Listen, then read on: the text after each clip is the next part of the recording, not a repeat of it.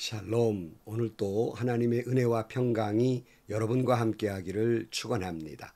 오늘 또 주님과 동행하시고 말씀을 깊이 묵상하고 그 말씀에 순종하며 살아가는 귀한 하루가 되시기를 주의 이름으로 간절히 축원합니다. 오늘 아침 하나님께서 우리에게 허락해 주신 말씀은 사사기 20장 17절에서 28절 말씀입니다. 이스라엘 사람들에게는 베냐민 자손을 제외하고도 칼을 쓸 줄 아는 사람이 40만 명이나 있었는데 그들은 모두 잘 싸우는 용사였다. 이스라엘 자손이 일어나 베델로 올라가서 하나님께 여쭈었다. 우리 가운데 어느 지파가 먼저 올라가서 베냐민 자손과 싸워야 합니까? 주님께서 말씀하셨다. 유다 지파가 먼저 올라가거라. 다음 날 아침에 이스라엘 자손이 출동하여 기브아 맞은편에 진을 쳤다. 이스라엘 사람은 베냐민 자손과 싸우려고 나가서 기브아를 마주보고 전투 태세를 갖추었다. 그러자 베냐민 자손이 기브아에서 나와 그날에 이스라엘 사람 2만 2천 명을 땅에 쓰러뜨렸다. 그래서 이스라엘 자손은 베델로 올라가서 주님 앞에서 날이 저물도록 목 놓아 울면서 여쭈었다. 우리가 다시 가서 우리의 동기 베냐민 자손과 싸워도 되겠습니까? 그때 주님께서 올라가서 싸우라 하고 말씀하셨다. 이스라엘 사람들은 스스로 용기를 내어 첫날 대열을 갖추었던 그곳으로 가서 다시 전투 태세를 갖추었다. 그 이튿날에 이스라엘 자손이 베냐민 자손을 치려고 가까이 나아갔다. 베냐민 자손은 이튿날에도 그들을 대항하려고 기브아에서 나와서 이스라엘 자손 18,000명을 땅에 쓰러뜨렸는데 죽은 이들은 모두 칼을 쓸 줄 아는 사람들이었다. 그러자 온 이스라엘 자손은 베델로 올라가서 주님 앞에서 목 놓아 울었다. 그들은 거기에 앉아서 날이 저물도록 금식하고 주님께 화목제와 번제를 드리고 주님께 여쭈었다. 그때는 하나님의 언약궤가 베델에 있었고 아론의 손자이며 엘르아살의 아들인 비느하스가 제사장으로 있는 때였다. 우리가 또 다시 올라가서 우리의 동기 베냐민 자손과 싸워도 되겠습니까? 아니면 그만두어야 하겠습니까? 주님께서 말씀하셨다. 올라가거라. 내일은 틀림없이 내가 그들을 너희 손에 넘겨주겠다. 아멘. 한 사람의 죄가 얼마나 엄청난 불행을 가져오는지 아담 한 사람의 죄로 말미암아서 인류 모든 사람들에게 죄가 들어오고 또 이로 말미암아 죽음이라고 하는 심판을 가져오게 됩니다. 이스라엘은 당시의 성직자 레위 한 사람의 타락이 그의 죄가 온 이스라엘에서 살육을 벌이게 만듭니다. 물론 이 모든 이야기는 이스라엘 전체 타락의 이야기이기도 합니다. 성직자 레위 한 사람의 끔찍한 죄로 온 이스라엘이 일어납니다. 레위 사람 성노리개 첩 그로 말미암아서 그를 집으로 데려오는 과정에서 베냐민 사람의 지역인 기브아에 이르러 불량배들에게 레위 사람의 첩을 밤새도록 능욕을 당하고 죽임을 당합니다. 레위 사람은 집으로 돌아오자마자 그 시신을 12토막을 내고 온 이스라엘에게 보내게 됩니다. 온 이스라엘이 베냐민과 전쟁을 하려고 일어나 모여들게 됩니다. 물론 베냐민 지파 사람은 베냐민 지파 사람대로 전쟁하려고 모여들게 됩니다. 참 불행한 것은 여기는 이 모습들에 보면 자기들의 죄가 얼마나 큰지 어쩌다 이런 일이 일어났는지 죄를 회개하려는 모습은 전혀 보이지 않습니다. 단지 그저 분노만이 팽배해 있을 뿐 이스라엘 전체에도 어떤 이도 회개하는 모습이 보이지 않습니다. 더군다나 이 끔찍한 죄를 저지른 베냐민 지파도 전혀 회개의 모습이 보이지 않는다는 사실입니다. 이 전쟁을 하기 위해서 이스라엘은 하나님께 묻습니다. 18절 이스라엘 자손이 일어나 베델로 올라가서 하나님께 여쭈었다. 우리 가운데 어느 지파가 먼저 올라가서 베냐민 자손과 싸워야 합니까? 주님께서 말씀하셨다. 유다 지파가 먼저 올라가거라. 자, 이들은 분명히 전쟁에 앞서서 하나님께 기도하고 있습니다. 하지만 이들의 기도에는 심각한 문제를 안고 있습니다. 아니, 이들의 기도에 무슨 심각한 문제가 있습니까? 이들의 기도를 다시 한번 보시면 우리 가운데 어느 지파가 먼저 올라가서 베냐민 자손과 싸워야 합니까? 아무런 문제가 없는 것 같으지요? 그러나 여러분, 이들은 이렇게 기도하기 전에 먼저 하나님께 물어야 할 말이 있습니다. 그것은 우리가 이 전쟁을 해야 할까요? 말아야 할까요? 이 질문이 최우선이어야 할 것입니다. 그러나 이들은 이미 전쟁을 하기로 마음을 먹고 마음을 굳히고 이 가증한 죄를 저지른 베냐민 사람들에게 벌을 내리는 건 당연한 것이고 이제 어느 지파가 맨 앞장을 서야 합니까? 하고 하나님께 묻고 있는 겁니다. 여기에 잘못이 있다는 거예요. 사람들은 기도할 때에 이렇게 생각합니다.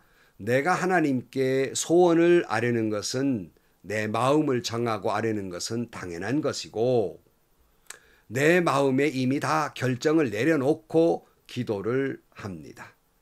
이거 옳지 않다는 거예요. 그럼 왜 기도해야 한단 말입니까? 많은 사람들은 이렇게 기도해놓고 하나님 사인만 하세요.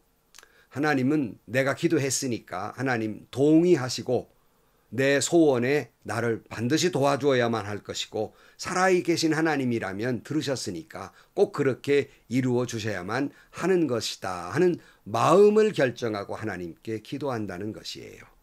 언제도 말씀드렸습니다. 많은 분들이 목사님들에게 상담하러 옵니다. 일반적인 상담가들에 의하면 상담하러 오신 분들 그 자신이 해답을 가지고 있어서 상담하는 분들은 잘 들어주고 스스로 자기의 해답을 찾도록 도와주기도 합니다. 하지만 이분들이 목회자에게 찾아와서 이런저런 상담을 할 때 이미 여느 사람처럼 해답을 가지고 옵니다. 그런데 문제는 뭐냐면 이 해답을 가지고 하나님과 가깝다고 생각하는 목사님, 내 말에 동의해 주세요 하는 거예요. 이것은 곧 하나님의 동의를 묻고 있는 겁니다. 그래서 마지못해서 목사님이 그렇게 하시지요. 그러면 거봐, 내 말이 맞지? 내 마음대로 내 멋대로 하면 될 거야. 이렇게 생각하는 거예요. 내 마음 이미 굳히고 온 거예요. 기도도 이미 내 마음을 굳히고 하나님은 사인만 하라는 거예요. 동의만 하라는 겁니다. 그것 반드시 도와줘야 한다는 그러한 생각입니다. 여러분, 기도는 그런 게 아닙니다. 다시 말씀드립니다. 기도란 내 소원을 하나님께 드려서 하나님의 팔을 비틀어가면서 꼭 이루어 달라는 것이 아니라 내 소원을 하나님께 아뢰는 건 맞습니다. 그러나 그 소원을 이루어 주시는 분은 이루어 주실지 말지는 하나님께 있다는 거예요. 이것이 하나님의 뜻인지 아닌지, 그리고 하나님이 옳다라고 말씀하시던 안 된다라고 말씀하시던 순종하기 위해서 기도하는 것이라 하는 거예요. 그러므로 많은 사람들이 기도의 방향성을 잃고 있습니다. 다시 말씀드립니다. 기도는 내 소원을 하나님 팔 비틀어가면서 반드시 이루기 위한 것이 아니라 내 소원을 아뢰되 하나님의 뜻을 묻고 순종하기 위해서 기도하는 것이다 하는 거예요. 하지만 이스라엘 사람들은 이미 전쟁은 하려고 결심해 놓고 이제 어느 지파가 올라가느냐 이 곤란한 문제 하나님께 묻는 것입니다. 이때 하나님께서 유다 지파가 올라가라 말씀하셨는데 왜 유다 지파가 올라가라고 하셨는지, 물론 큰 지파이고 앞장서는 지파이기 때문에 그럴 수도 있겠습니다만은 이들이 이제 전쟁에 나가게 됩니다. 19절, 다음날 아침 이스라엘 자손이 출동하여 기브와 맞은편에 진을 쳤다. 이스라엘 사람은 베냐민 자손과 싸우려고 나가서 기브아를 마주보고 전투 태세를 갖추었다. 그러자 베냐민 자손이 기브아에서 나와 그날에 이스라엘 사람 22,000명을 땅에 쓰러뜨렸다. 십자군 전쟁처럼 정의의 심판이다, 칼 받아라, 뭐 이런 생각을 가지고 그들은 전쟁은 당연한 것이니까 할지 말지가 아니라 당연한 것이니까 하나님께 묻지도 아니하고 유다 지파가 먼저 올라가라는 말씀만 듣고 전쟁에 참여했지만 참패를 하게 됩니다. 자, 아니 말씀대로 순종했는데 왜 이렇게 참패를 했을까? 이들에게는 회개도 없었고 진정으로 하나님의 뜻을 묻는 것도 없었습니다. 그러면 왜 하나님이 올라가라고 하셨을까? 하나님의 대답은 이런 겁니다. 그래? 네 마음대로 해봐. 네가 원하는 대로 해봐라. 이렇게 말씀하시는 것과 같습니다. 이들은 당연히 정의의 심판인 자기들의 칼이 승리라고 믿었지만 그러나 무려 22,000명이 죽게 됩니다. 22절 그래서 이스라엘 자손은 베델로 올라가서 주님 앞에서 날이 저물도록 목 놓아 울면서 여쭈었다. 우리가 다시 가서 우리의 동기 베냐민 자손과 싸워도 되겠습니까? 이때 이들이 왜 울었을까? 회개의 눈물일까? 아마 아닙니다. 이들의 눈물은 패배했다고 하는 절망감과 그리고 분노의 눈물이었을 겁니다. 그런데 이번의 기도는 좀 전의 기도보다는 좀 나아졌지요. 우리가 다시 가서 우리의 동기 베냐민 자손과 싸워도 되겠습니까? 이제는 전쟁을 해도 되겠느냐는 질문을 비로소 하게 됩니다. 그러나 아직도 모자란 게 있죠. 그 뭐죠? 그들의 죄에 대한 회개가 없는 겁니다. 그러니 당연히 또 실패할 수밖에 없지요. 물론 하나님은 이렇게 대답하셨습니다. 23절 말씀에 그때 주님께서 올라가서 싸우라 하고 말씀하셨다. 이스라엘 사람들은 스스로 용기를 내어 첫날 대열을 갖추었던 그곳으로 가서 다시 전투 태세를 갖추었다. 그 이튿날에 이스라엘 자손이 베냐민 자손을 치려고 가까이 나아갔다. 베냐민 자손은 이튿날에도 그들을 대항하려고 기브아에서 나와서 이스라엘 자손 18,000명을 땅에 쓰러뜨렸는데 죽은 이들은 모두 칼을 쓸 줄 아는 사람들이었다 그랬어요. 이들은 용기를 냈다 그랬어요. 그렇죠. 하나님께 전쟁을 해도 되느냐 안 되느냐 물었고 허락이 떨어졌으니까 이번 전쟁은 이길 것이라고 하는 기대를 하고 있었지만 또한 참패를 당하고 18,000명이 죽게 됩니다. 그러니까 전쟁에 나가 연전연패를 하게 되는 거예요. 내가 이래봬도 이렇게 기도했으니까 당연히 이루어질 것이라고 하는 교만, 영적 교만, 자신만이 옳고 이건 정의의 전쟁이라고 생각하고 자기의 죄는 회개할 줄 모르고 이렇게 나아갔던 그들의 교만은 철저한 패배를 가져오게 됩니다. 여러분, 교만은 패망의 선봉장이라고 말씀하고 있습니다. 잠언 29장 23절 말씀에 사람이 오만하면 낮아질 것이요 마음이 겸손하면 영예를 얻을 것이다 말씀하고 있고 베드로전서 5장 5절 말씀에 젊은이 여러분 이와 같이 여러분도 나이가 많은 이들에게 복종하십시오. 모두가 서로 겸손의 옷을 입으십시오. 하나님께서는 교만한 자를 물리치시고 겸손한 사람에게 은혜를 베푸십니다. 야고보 4장 10절 주님 앞에 자신을 낮추십시오. 그리하면 주님께서 여러분을 높여 주실 것입니다. 이들의 교만은 또한 처절한 패망을 갖고 오게 됩니다. 자, 이렇게 용기 낸 전쟁에 패배를 한 그들은 이제 좀 정신을 차립니다. 그러니까 한 발짝 한 발짝 그들의 기도가 나아지길 시작하는데 비로소 이들이 이제 옳은 행동을 하기를 시작합니다. 26절 그러자 온 이스라엘 자손은 베델로 올라가서 주님 앞에서 목 놓아 울었다. 그들은 거기에 앉아서 날이 저물도록 금식하고 주님께 화목제와 번제를 드리고 주님께 여쭈었다. 그때는 하나님의 언약궤가 베델에 있었고 아론의 손자이며 엘르아살의 아들인 비느하스가 제사장으로 있는 때였다. 우리가 또 다시 올라가서 우리의 동기 베냐민 자손과 싸워도 되겠습니까? 아니면 그만두어야 하겠습니까? 이번에도 그들이 주님 앞에서 목 놓아 울었습니다. 분노나 절망의 울음이 아니라 날이 저물도록 금식했습니다. 그리고 화목제와 번제를 드렸습니다. 이제야 이들이 올바로 하나님 앞에 기도하고 예배를 드리고 회개하는 모습입니다. 금식하면서 생명을 걸고 기도했어요. 화목제물과 번제를 드리면서 주님 앞에 회개하고 주님과 올바른 관계를 회복하기 위해서 예배를 드립니다. 그리고 다시 올라가서 이분의 질문은 좀 다르지요? 베냐민 사람과 싸워도 되겠느냐만 물은 것이 아니에요. 다음 물음을 또 하고 있으면 아니면 그만두어야 하겠습니까? 앞에는 이미 전쟁을 하겠다는 결정을 했지만 이번에는 결정을 하지 않은 거예요. 전쟁을 해도 되겠습니까? 해서는 안 되겠습니까? 이렇게 묻게 됩니다. 여러분, 오늘 앞에 말씀드린 대로 미리 정해놓고 사인만 해주십시오 하는 기도의 태도와 이번의 태도는 전혀 다르지요.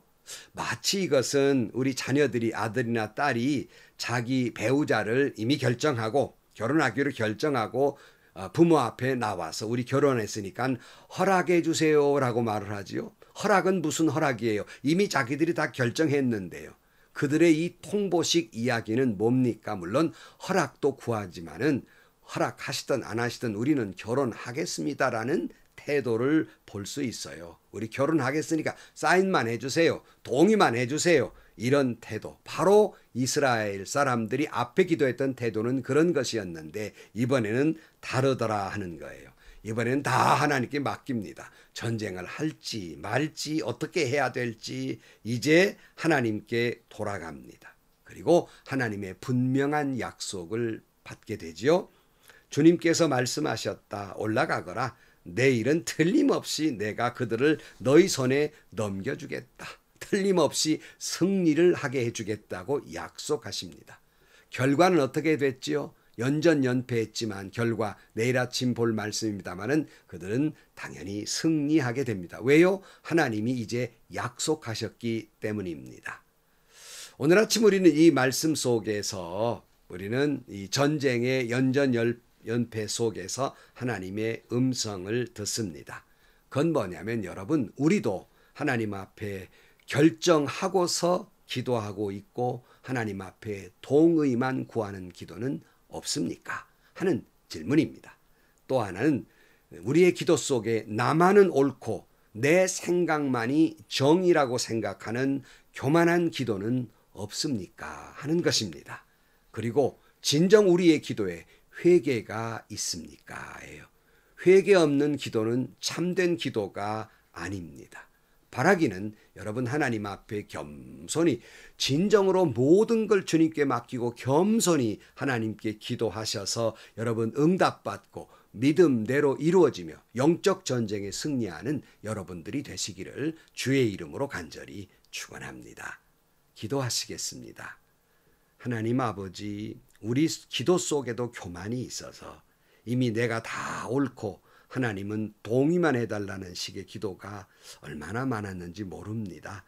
우리의 진정한 기도에 하나님 앞에 겸손하게 하시고 모든 걸 살든지 죽든지 주님께 맡기는 심정으로 이것을 이루어 주시든지 아니면 아니라고 말씀하시든지 순종하려고 하는 마음이 전제된 참다운 기도의 사람들이 되게 하여 주시고 그리하여 응답받고 믿음의 영적 전쟁에서 승리하는 저희들이 되게 하여 주옵소서.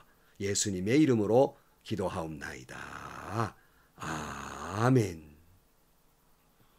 여러분 여러 번 말씀드렸습니다. 기도라고 하는 건 내가 정해놓고 하나님은 사인만 하고 반드시 이 기도대로 이루어주는 것이 정이다, 옳은 일이다 생각하는 건 옳지 않습니다.